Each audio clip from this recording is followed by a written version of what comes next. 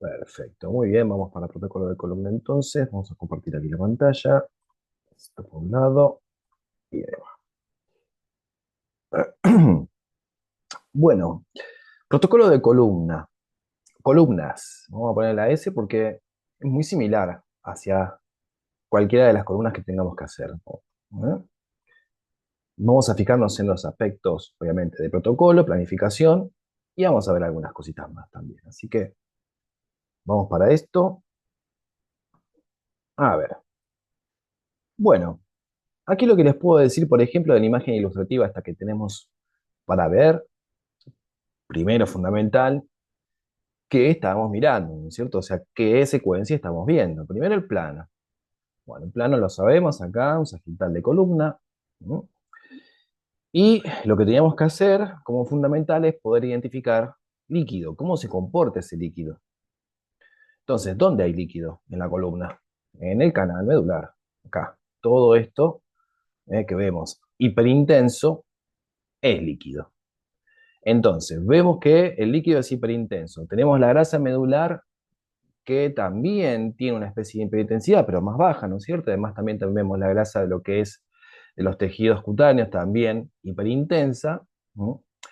No queda otra. Estamos frente a un T2. Estamos viendo un T2 sagital de columna. Le hago este comentario porque eh, les sugiero que no vayan a buscar esa tabla de hiperintensidades e hipointensidades porque se van a confundir. ¿Por qué se van a confundir? O sea, ¿por qué les digo esto? Porque ustedes van a encontrar que en los T2 le van a decir de que la grasa es hipo, como veo acá por lo que son los cuerpos vertebrales, ¿cierto? Tiene una especie de hipointensidad, no mucha, pero lo tiene. Pero ¿qué pasa con la grasa esta, que está acá, de los tejidos cutáneos ahí? Está bien hiperintensa. Entonces, cuando ustedes van a leer y van a decir, no, T2, líquido hiper, grasa hipo, y ahí van a decir, no, pero escúchame, yo estaba mirando que es diferente. Entonces, traten de no buscar esas tablas y de no mirarlas porque le va a terminar resultando por ahí un tanto confuso. ¿Cuál es la explicación de esto? ¿Por qué? Porque este T2 tiene grasa hiperintensa. ¿Mm? En este caso, la secuencia T2, cuando se pondera el efecto T2 que estamos buscando en una imagen, esa secuencia tiene una característica que hace de que sea una secuencia muy rápida. Entonces esto se llama la secuencia fast spin-echo. Y tenemos el spin-echo solo y después el fast spin-echo o el turbo spin-echo. No importa cómo, depende de qué resonador estén usando, van a tener esas diferencias, digamos, de nombres. Pero es lo mismo, la secuencia es igual. Entonces, podemos decir que es un artificio producto de una secuencia fase espineco o turbo espineco. Por eso estamos viéndola a la grasa hiper.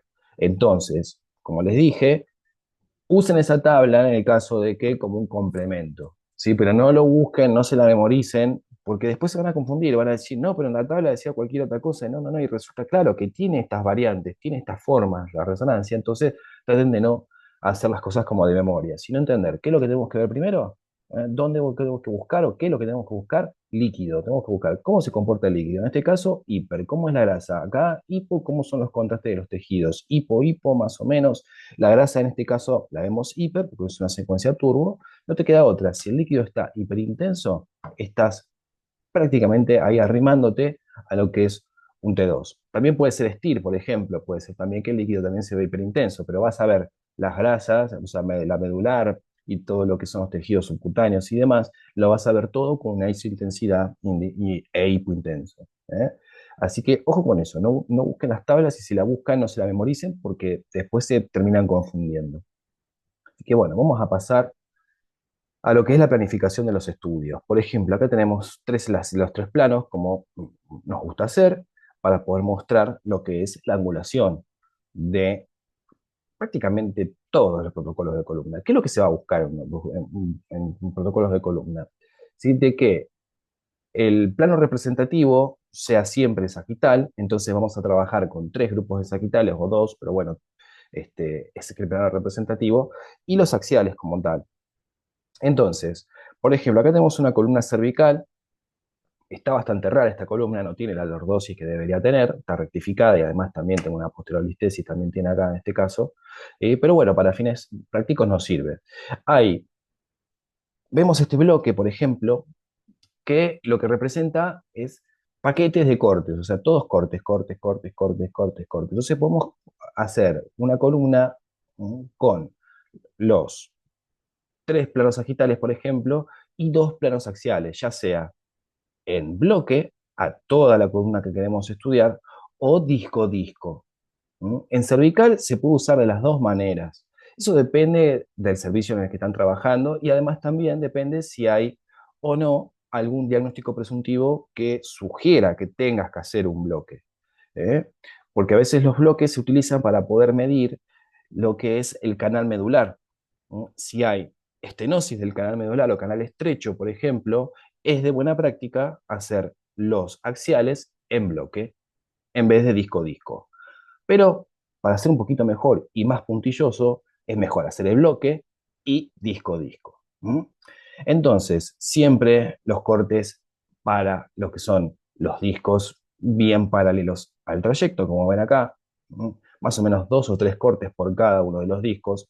Recuerden, como contamos, siempre en cervical vamos a la parte de arriba, a la 1 estaría acá, que es la parte del atlas, esa ahí, esa redondita, la tenemos por aquí. Esa sería entonces, vamos con 1, 2, que es el axis que tiene la punta, 3, 4, 5, 6, 7, y ahí llegamos más o menos, ¿vale? Entonces 2, 3, 4, y así contamos. Si vamos abajo lumbar, acá por ejemplo no podemos ver muy bien, pero en este caso vamos a ir al revés, vamos a ir desde la lumbar, o sea, desde abajo hacia arriba, identificamos la quinta, ¿sí?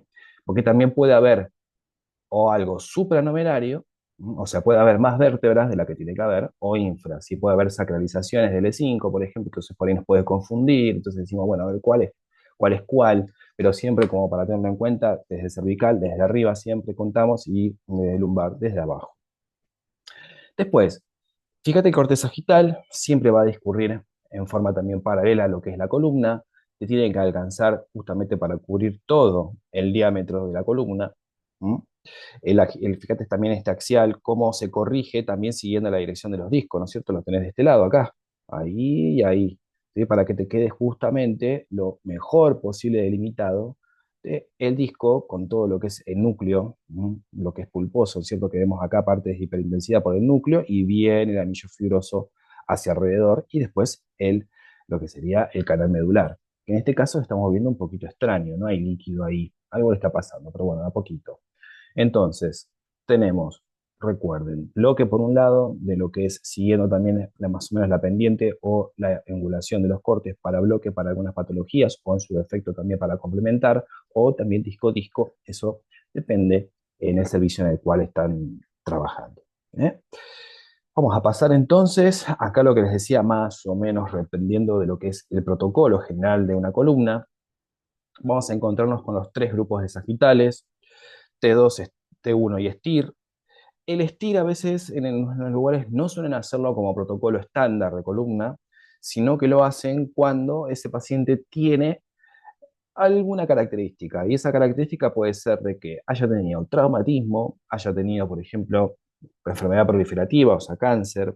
Entonces también se utiliza el STIR para esos pacientes. Y para un paciente que viene por rectificación de columna, dolores de columna, lumbalgia, lo que sea, en algunos lugares hacen solamente T2, T1 y al STIR lo pasan de largo.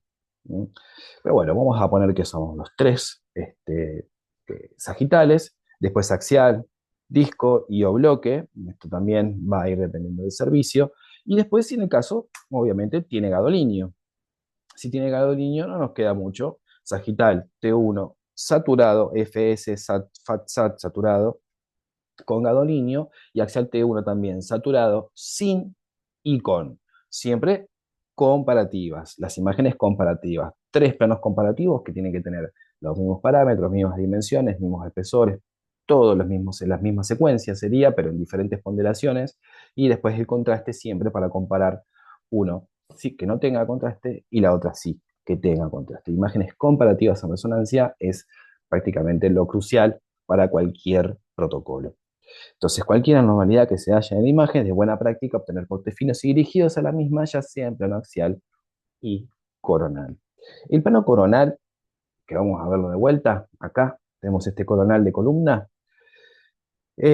También podemos decir que es un corte opcional, entre comillas. No se suele hacer como parte del protocolo, a menos de que ese paciente tenga escoliosis. Si ya nos viene paciente con diagnóstico justamente de escoliosis, el coronal no puede faltar, porque lo que va a hacer el médico es ver el grado de esa escoliosis. Si tenemos una escoliosis que puede ser normalita, o sea, de una sola curvatura, ¿no es cierto? Una rotación sin acuñamiento vertebral, pero en ese caso sería, ¿cómo decir? Una escoliosis como leve, pero hay casos que son así, que es una S, más o menos la columna. Entonces, en estos casos sí vamos a necesitar unos buenos cortes coronales para poder, después que el médico tenga la información suficiente para medir ese grado de escoliosis, bueno, y además también todo lo otro que hacen. Entonces, planos, recuerden, coronal como opcional o tentativo para escoliosis. Pasamos, a ver. Después, secuencias opcionales también. Tenemos ya ahí, abrimos el abanico, que es muchas veces de lo que nos pasa en resonancia también. Decimos, bueno, tenemos un protocolo, pero después resulta de que nos traen pacientes de por diferentes cosas y decimos, resulta que ahora no era tan así entonces, ¿no es cierto? Bueno, entonces, a ver, Sagittal T2 estrella. Ya vamos a ver bien qué es la diferencia entre el T2 y el T2 estrella, pero para que lo tengan más o menos en claro, el T2 te da una información, como decir, corregida. ¿Sí? Te da una información que tiene por ahí algunos defectos producidos propiamente también por los tejidos y lo que le está pasando a ese paciente en sí. Y el T2 estrella no tiene esa corrección. O sea, te trae defectos de perturbaciones del campo magnético, lo que es susceptibilidad magnética, te los trae en la imagen. Entonces son dos imágenes diferentes. O sea, son parecidas, pero no son iguales. Y al no ser iguales, hace de que haya más información y además también son sensibles, por ejemplo, todas estrellas para detectar focos de sangrado. Sangrados viejos, sobre todo. Y cuando ya pasó un tiempo, entonces vemos una evolución de ese sangrado, queda una mancha negra. ¿Sí? Que ustedes ven una imagen o unas líneas negras así que discurren y vos decís, ¿qué es eso? Y lo que estás mirando, bueno, probablemente sean focos de sangrados, con una colección hemática que pasó el tiempo, toda esa sangre, lo que pasa es que está la hemoglobina. La hemoglobina es una molécula que tiene 4 hierros ahí metidos. Esos hierros que decíamos, que los hierros les gusta el campo magnético, son ferromagnéticos, el comportamiento, distorsionan el campo magnético. Entonces, al distorsionar el campo magnético, la secuencia ofrece otro tipo de información. Entonces nos dice algo más que un T2 que no tiene la estrellita. Pero bueno, como para tenerlo así más o menos presente, uno te trae defectos y el otro no te los trae. Después, a ver, T1, supresión de la grasa, o TOF. ¿Qué es TOF? Es una sigla, que es Time of Fly, o sea, tiempo de vuelo significa esto, TOF. Estos son secuencias que se utilizan mucho para lo que son ver circuitos vasculares, ¿sí? O sea, para hacer angios. Para angios se utiliza mucho secuencias TOF, Time of Fly. Entonces armamos lo que es un circuito arterial producto de una sospecha, por ejemplo, de una lesión isquémica en esa columna. Esto pasa mucho de guardia, esto es muy, como decir, habitual en guardia. No con pacientes que son ambulatorios, ¿no es cierto? Que te vienen bañaditos, bueno, en el mejor caso, ¿no es cierto? Con perfume y demás. No, estos son pacientes ya que están internados, que les pasaron cosas por ahí, serias, se están recuperando, y bueno, hay que tener también muchísimo cuidado con lo que es los manejos de los pacientes internados en resonancia, porque pueden pasar terribles accidentes. Entonces, secuencias TOP para poder identificar si hay lesiones vasculares. Después axial, FATSAT o STIR, esto es lo que les decía anteriormente, pero en este caso axial, no es sagital. En este caso axial, pero por ejemplo, ¿por qué? Cuando hay lesiones en la unión occipito-cervical. Estas lesiones, las clásicas, lo que sería el latigazo. ¿Tac? Cuando hay un choque, ¿tac? El paciente mueve la cabeza hacia adelante bruscamente y hacia atrás, se genera ese latigazo, entonces pueden producirse lesiones en esa unión, en lo que es la alternela occipito-atloide, toda esa parte. ¿Sí? Entonces ahí también se utilizan secuencias axiales para poder ver si hay latigazo, algún tipo de lesión donde ya sea en los músculos o en los componentes de los tendones, de los ligamentos, y al mismo tiempo también de los cuerpos vertebrales. ¿Se acuerdan? El STIR tiene la característica de que es una secuencia muy buchona, te muestra la lesión muy rápido, o sea, enseguida uno ve, esto está allá, el STIR tiene eso. Después, sagitales DWI. Esta es otra secuencia. Esto significa Diffusion Water Image, o sea, es una sigla que nos dice que la difusión del agua por imágenes, o sea, de cómo se mueve el agua sobre, o sea, las moléculas de agua, mejor dicho, ojo, no vamos a pensar del agua, las moléculas del agua, las capas de hidratación, es cómo se mueven en los tejidos. ¿Mm? Cuando hay casos de sospechas de Sigüora, o otra palabra también acá que hay que traducir. Esto también es otra sigla, lo que está diciendo acá, que es la columna, o sea, lo que es el cordón cervical, o sea, bueno, del cordón medular, ¿sí? Sin signos de una lesión radiológica. O sea, spinal cord injury without radiologic abnormalities. Esa sería la traducción de esa palabra. O sea, cuando ustedes están viendo que un paciente tiene todos los signos de un shock medular, pero ¿qué pasa? Ustedes ven el T2 y está perfecto. Tiene toda la columna normalita, tiene todo el canal del conducto, o lo que es la médula también intacta, sin ningún tipo de lesiones. Pero ¿qué pasa? Dicen, pero ¿por qué entonces tiene eh, la mitad del cuerpo para abajo dormido? ¿Qué le está pasando a ese paciente? Entonces, la secuencia de difusión hace de que muestren lo que son lesiones vasculares que ya están afectando al tejido, en este caso de la médula. Vamos a decir un ACV medular.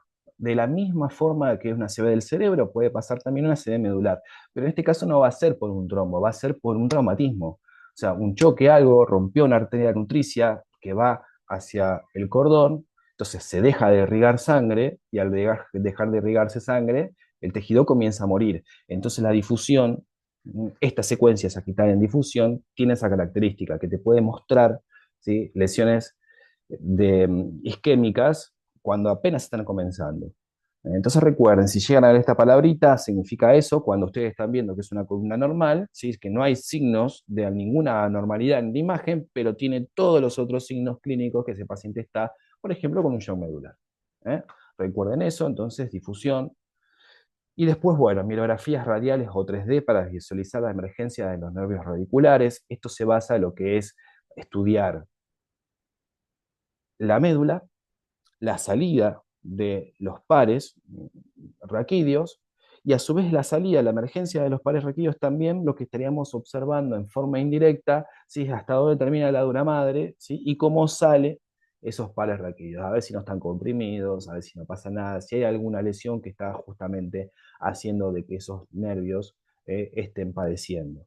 Entonces también se utilizan secuencias de mielografía, ya sea radial. Cuando hablamos algo de radial, imagínate es algo que gira, imagínate que es, vamos a decir, una especie de esfera. Bueno, imagínate un objeto, que ese objeto vos lo vas a cortar en diferentes direcciones. Vas a cortarlo así, así, así, así, todo como si fuese un círculo, lo vas a ir cortando por su radio, tan, tan, tan, tan, tan, o dos radios, ¿no es cierto? Ahí. Entonces vas a obtener una imagen que va a hacer esto, que va a girar.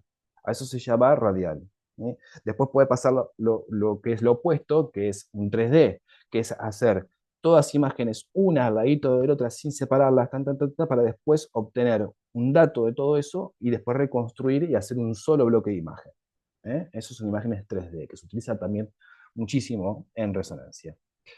Entonces, todas esas secuencias son como opcionales para pacientes que, bueno, pueden venir con alguna particularidad, ¿cierto? Casos de estos que se suelen dar en lo que son en pacientes internados. En pacientes ambulatorios, a lo sumo, alguna mielografía que te puede llegar a tocar, algún también T2 estrella como para ver, pero por ejemplo es muy difícil que te venga, por ejemplo, algo como para hacer por una sospecha de Sigüora.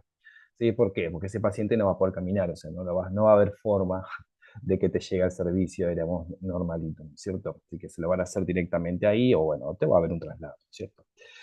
Eh, bueno, dicho esto, ya vamos a pasar acá a las imágenes, vamos a ir mirando algunas características de la imagen, qué es lo que tenemos que ver en resonancia, qué partes nos interesan y qué no. ¿Mm? Así que bueno, en general, columnas, como vemos, yo lo que justamente no hice en este caso es ponerles qué secuencia están mirando, para que ustedes vayan viéndolo. Entonces, si ya dice canal medular con líquido cefalorraquídeo hiperintenso, ya tenés casi qué secuencia es la que estás viendo. Puedes decir de que puede ser un T2 o puede ser un STIR. En este caso, ves contraste de los tejidos, sí, ahí está, listo, estás viendo un T2 en este caso. Entonces, cambios de la señal L5S1, acá como dice, cambios de señal ¿en dónde? Acá, esto. ¿Cierto? Estás viendo un cambio de señal acá en la médula, producto de que hay una disminución del espacio, ¿sí? Hay fricción, entonces se generan estos cambios medulares, que son cambios MODIC. Esto no se tiene que confundir con lo que son las lesiones líticas en columna, tienen otro comportamiento que también lo vamos a ver.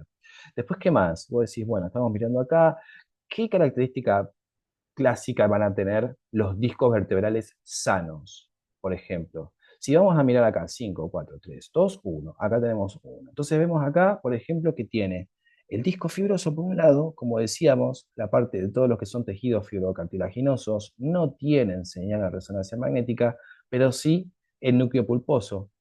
Está hidratado. Ves que este está hidratado, este también está hidratado, este también, pero estos ya no, comienzan a deshidratarse.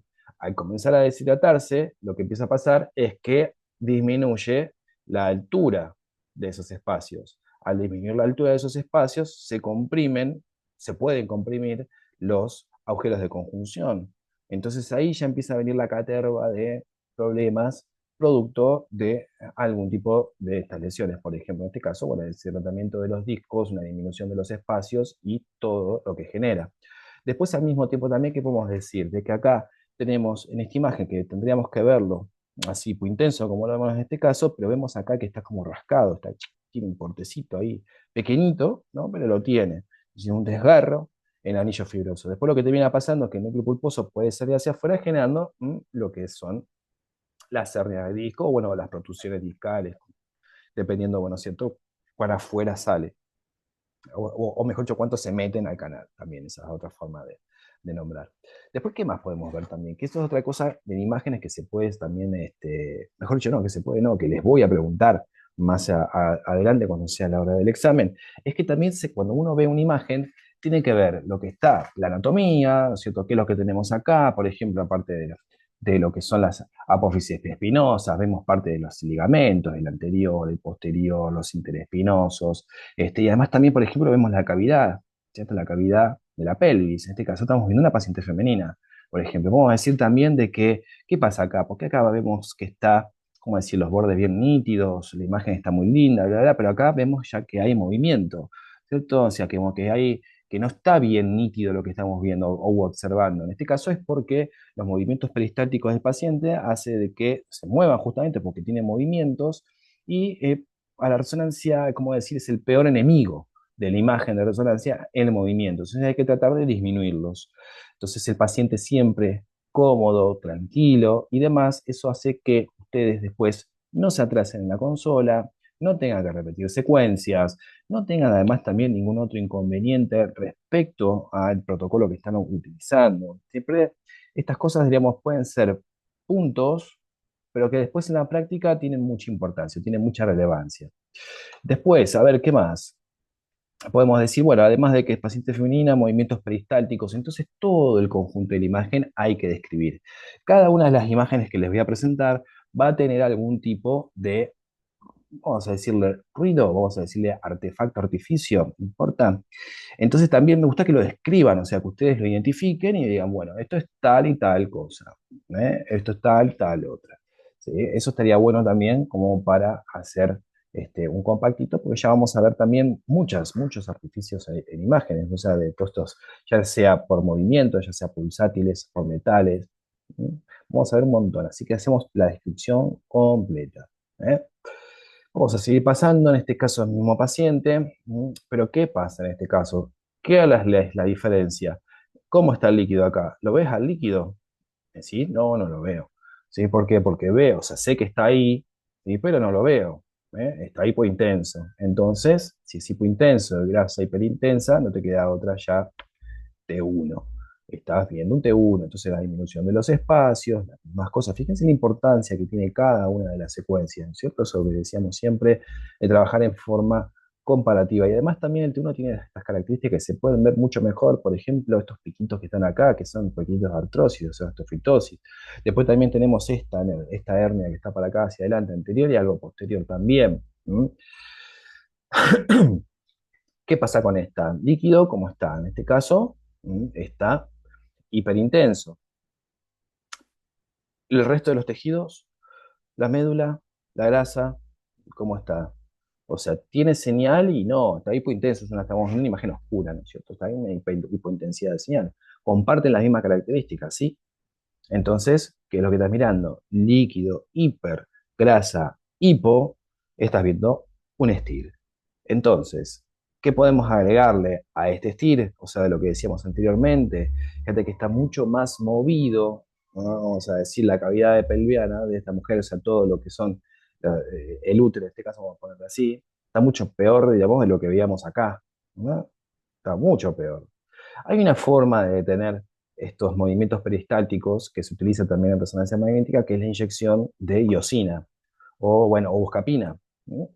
Que eso lo que hace es detener los movimientos peristálticos, hace que el organismo deje de producir movimientos peristálticos. Y eso se utiliza mucho justamente para estudiar el útero. Si, por ejemplo, para estudiar el útero, el recto, en resonancia, se utilizan inyecciones de iosina para detener ahí los movimientos peristálticos y que no nos borre, porque fíjate, no ves nada, está borroso. Entonces, esto justamente es lo que no queremos. Entonces, vamos a los pares aquí de axiales. Este caso, por ejemplo, es muy lindo porque ustedes ven los axiales, así es, mirá cómo se ve acá el canal, cómo se ven los nervios, ¿no es cierto? Mirá cómo te salen todos los nervios, está uno así, todos al lado del otro, podés inclusive hasta ver cómo salen acá, mirá, de un lado y del otro. ¿Mm? La resonancia tiene esta cosa que es la imagen, esa capacidad submilimétrica de poder sacarte cosas, ¿sí? Aquí. Entonces, ¿qué podemos decir también? Líquido, hiper. ¿Sí? Tejidos, hiper, ya está, tenemos un T2. Entonces, fíjate cómo también además se ven el anillo fibroso por un lado y el núcleo pulposo por el otro, ahí en el centro. Mirá qué lindo acá, cómo se delimita bien. Después acá tenés colocado también lo que son las imágenes en referencia, para poder ver o sea, qué vértebra estás viendo, ¿cierto? O cortando, qué disco, mejor dicho, ¿cierto? Aquí las alturas, tan acá, como va bajando. Y además también qué peso pasarle ahí, fíjate, mirá qué lindo que lo tenía acá, al canal, ahí, bien andosito. Vamos a mirar otra cosa. Acá tenemos lo que es, bueno, lo que es la unidad funcional, ¿no es cierto? Las dos vértebras junto con las facetarias y además de las facetarias también lo que es el disco, o sea, lo que es la unidad funcional. Fíjate que lo que son las articulaciones facetarias, anda mirándolas acá, acá y acá. Fíjate que esto que están acá son los ligamentos amarillos. Entonces, cuando hay artrosis, como vamos viendo, que fíjate el hueso cómo perdió la forma, además también como hay una especie como de engrosamiento acá de estos lados, hace que la artrosis produzca una degeneración ósea, al mismo tiempo también hace de que los medios de unión, en este caso de las articulaciones facetarias y el ligamento, también se degenere, entonces comienza a restarle espacio al canal. Comienza a ser cada vez más pequeño, hasta que prácticamente acá no hay líquido. Fíjate que hay una estenosis bastante, muy profunda del canal medular. Entonces, si era estenosis del canal medular, ¿cómo tenías que cortar la columna? Tenías que hacer disco y bloque. ¿Por qué? Porque estás haciendo un canal estrecho. Esto lo que quiere hacer el médico es medir las porciones. Eso es como decir una buena práctica de un paciente que tiene canal estrecho. Por ejemplo, producto de lo que es la artrosis de las articulaciones facetarias y de los ligamentos amarillos, como ves acá. Las articulaciones facetarias, fíjate, compara una con la otra. ¿No? O sea, lo que es la izquierda por un lado respecto a lo que es a la derecha. ¿Mm? Entonces, las referencias de la imagen, referencias del calibre, cómo cambia ese protocolo, acorde también a lo que estás mirando y demás. Son todos puntos, ¿cómo decir, que van desde información hasta que el día de el momento que te sientes en una consola o si ya estás trabajando, estás empezando y demás, te puede servir también. Así que a unir ahí la mente. Entonces, ¿qué estamos viendo en este caso? Algunos ejemplos de lo que son hernias. ¿Eh? Acá vemos lo que es una hernia, lo que es una fisura del disco y demás. Después, cómo son, a veces, cómo son estas fisuras así, hasta bastante hacia lo que es el núcleo pulposo. Y después, cuando hablamos de abombamientos, pueden ser laterales, como en este caso, pueden ser también posteriores. Esto es toda información que van a ir de a poquito, ¿sí? Viéndolas, y además tampoco nos vamos a hacer tanto, como decir, no vamos a meternos tanto sobre esto. ¿Por qué? Porque también considero que es mucho material, hay mucho material de lectura que también es trabajo propio. O sea, ¿verdad? Van a mirar imágenes y a leer. Hernias de disco. Esto sí también hay que darle un punto porque cuando tenemos casos, por ejemplo, de hernias, en los cuales esta hernia, como vemos acá, ¿Mm? Es una hernia, vamos a decirle, normal, está un poquito hacia afuera, lo que es el límite de lo que se mete hacia adentro del canal, por lo que es la altura del espacio, ya sería una protusión discal, por ejemplo. Cambia el nombre. Una hernia, vamos a decir que es un abombamiento del disco, que el abombamiento es menor que la altura de la vértebra. Cuando es más grande, ya se cambia el nombre. Y cuando estamos hablando, por ejemplo, de una extrusión con secuestro, por ejemplo, que decimos, a ver, ¿qué sería entonces una extrusión? Cuando tenemos una hernia y esa con secuestro es cuando parte de lo que es el tejido del disco migra hacia el canal, o sea, se nos mete adentro, digamos, ahí. O sea, o queda ahí como pegado entre duramar y cosas, o sea, queda ahí un pedazo de algo. Entonces, eso hay que cortarlo. Entonces, tenemos que identificarlo en la imagen, ¿sí? Dónde está metido ese pedacito, ¿sí? Y cortarlo en resonancia. Tenemos que siempre hacer un bloque a esa lesión. No nos puede faltar. Protocolo entonces, disco, disco, y además ese bloque a donde está la patología, hablamos donde está lo grueso de esa imagen. ¿Eh? Seguimos pasando. Acá tenemos algunos ejemplos más, ¿no es cierto?, de lo que son los diámetros, cómo se miden, cómo se los clasifican, ¿sí? Las diferentes secuencias también y demás, cuando son los tipos de hernia, cuando hablamos si es un abombamiento, si es una protusión, si es una instrucción, si es una extrusión con secuestro y demás.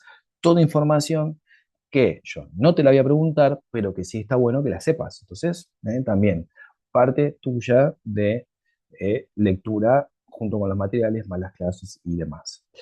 Vamos a seguir pasando. Acá llegamos a algo. Por ejemplo, también otro de los parámetros o partes fundamentales. Cuando hay un hallazgo en resonancia magnética, ese hallazgo debe ser estudiado. Entonces, por ejemplo, este paciente vino por una rectificación de la columna cervical, pero nos encontramos con esto que está acá, esta imagen. ¿Sí? Resulta que esta imagen es el epéndimo, que es un canal que discurre todo en el centro de la columna. En un momento se deforma ese epéndimo. Entonces genera una lesión que se llama ependimoma, ¿cómo decir? Un agrandamiento del epéndimo. Vamos a ponerlo así. Entonces, no vas a presentar una resonancia sin cortar esta parte. ¿Sí? Siempre un bloque a la lesión. O sea, en este caso, todo el protocolo, disco, disco, y además también un bloque a esto que te estás encontrando ahí. Ese bloque, ¿en qué va a ser? ¿Qué secuencia vas a utilizar? El T2 como fundamental. El T2 para columnas es lo que más, ¿cómo decirlo? Más lindo va a ser. Entonces haces un lindo bloque T2 al hallazgo que estás teniendo en este caso. Siempre, cualquier anormalidad, cualquier cosa que tengas ahí, una resonancia magnética no se puede obviar, no se puede decir, no le ponemos corte acá, o no puedo hacer más nada, no. ¿Sí? Tenés que hacer un corte, tenés que mostrarlo en un plano o en dos, para ver justamente, para darle más información a ese médico y que después el paciente no te regrese, no venga otra vez al servicio a hacerse lo mismo, que no te lo reciten, a eso me refiero. Seguimos pasando por aquí. Bueno, acá tenemos un caso ya, fíjate, ¿no? ¿Qué es esto? Así, una cabeza le salió ahí. Y además también tenemos, fíjate los nervios, cómo vienen y tac, impronta. O sea, ese paciente, ¿qué es lo que tiene? La orden la vas a ver como resonancia magnética de columna lumbosacra, y vas a ver el diagnóstico, puede decir, por ejemplo, lumbalgia, que es un dolor focalizado en la parte lumbar. Ese dolor se encuentra ahí y no se va de ahí. Pero ¿qué pasa? Cuando ves lumbociatalgia, te está diciendo de que ese dolor, además de estar localizado en lo que es la parte lumbar, se va hacia las piernas, ¿sí? Porque hace lo que es la que sería la ciática. Todos estos nervios de la cola de caballo van a generar después Algunos van a ir hacia la pelvis, que son los sacros sobre todo, pero los otros van a ser los cables que van a ir inervando todo lo que son las piernas, o sea, los muslos, las piernas, la parte anterior. Entonces el paciente va a referirte dolor que se le va hacia la punta, por ejemplo, del tobillo, hacia la punta del dedo, hacia atrás, dolor hacia adelante. No importa hacia dónde está el dolor, pero eso ya sería una lumbociatalgia. Entonces, extrusión discal, acá estamos viendo una secuencia de mieloresonancia, esto que decíamos anteriormente, lo que es el cono y medular, como ya son las partes de lo que es la cola de caballo, y las emergencias de los discos, ay, escucha, de los nervios por los agujeros de conjunción. En este caso, una vértebra posterior lateralizada que también impronta sobre el canal de conjunción. Estoy medio trabado ahí. ¿Ves? Este es el canal del lado izquierdo, fíjate el canal del lado derecho. La hernia, ¡pac!, golpea ahí y genera todo eso. En este caso, el paciente va a tener una lumbocetalgia derecha. Le va a doler la derecha, ¿por qué? Porque la hernia está golpeando justamente los nervios que van hacia la parte derecha. ¿Eh? Y ahí lo seguís. Estos son parte del nervio y acá también tenés parte de nervio. Seguimos pasando. Algunas secuencias, bueno, en este caso ya son con contraste, en este caso es con contraste, con saturación de la grasa y esta es sin contraste, como al haber mismo caso, cuando hay gadolinio. En general se utilizan siempre secuencias con saturación. Son la mejor forma. Y el gadolinio lo que le gusta es quedarse donde hay tejido inflamatorio. Donde hay tejido inflamatorio, así el gadolinio va a quedarse ahí. Entonces siempre, como decíamos, imágenes comparativas para poder ver una y la otra, ¿cierto? Un canal estrecho, en este caso grave, que parece que le están apretando así a la médula, ¿no es cierto? Y además también estamos empezando a ver la médula se edematizada, ¿no es cierto? Como que tiene líquido en su interior. ¿Sí? Entonces acá todo bloque, disco-disco, y además también todo un bloque. En estos casos, cervicobraquialgia, lo mismo, vas a ver cervical por cervicobraquialgia, o el paciente mismo te va a decir, se me duerme el brazo, me mareo, se me duerme el brazo, siento hormigueos en los dedos, en las manos, te va a describir también qué sensaciones va a tener, entonces ahí también eso ya ayuda lo que es la parte de la anamnesis a la ejecución después del protocolo. ¿Mm? Después en estos casos que estamos viendo, bueno, son algunas imágenes como particulares, acá quistes de Tarlov, que estamos viendo acá cuando es la dura madre, lo que hace es generarse un repliegue que se llena todo de líquido, ¿sí? Y genera estos típicos quistes, imágenes quísticas que ven acá, que el paciente puede tenerlos, ¿sí? Como si nada, a veces casos que progresan, se infectan al cooperar, pero bueno, no son todos iguales, pero bueno, también amerita cortarlo, sí, sí, sí, sí. Después acá vemos una columna dorsal, parte de una columna dorsal, y todo esto blanco que ves acá. Esto es toda una imagen ya terrible, ¿no es cierto? O sea, estamos viendo acá un cáncer de mama metastásico. Parte del hueso también con lo que sería infiltración de tumor y además todo esto es todo masa de tumor. Así que estos son casos también que a veces uno se encuentra así como medio de sorpresa, y hay que justamente hacer que ese protocolo funcione acorde a lo que estamos observando. Y después un coronal, como vemos acá, que tiene una escoliosis y además también un acuñamiento, o sea, en sombrero. ¡Tac! Están acuñadas las dos vértebras así. Entonces también se utiliza ese plano como para poder observar si hay ese tipo de patología. ¿Recuerden? Entonces acá, este caso es para mostrárselo así como muy por encima, pero bueno, para que lo miren después. La idea es decir, bueno, contame las cervicales acá. Va a decir, vas a tener un gran problema para contar las cervicales, pero bueno, nada, eso es todo por la clase de lo que está, lo que vamos viendo, porque a ver, se me va a terminar. Mm. Bueno, a ver, voy a desconectar un ratito, hago la grabación de esto y les quiero comentar algo más sobre estas dos imágenes que están ahí y terminamos. Le prometo que son 5 minutos más, pero se me está acabando el tiempo, me quedé ahí medio colgado con lo que estaba diciendo, así que los que quieren se quedan y los que no se van porque va a estar la parte de la grabación después y además también va a ser un tema recurrente, así que no se preocupen. Bueno, desconecto y en 10 minutitos volvemos de vuelta. Salgo por acá y ya está.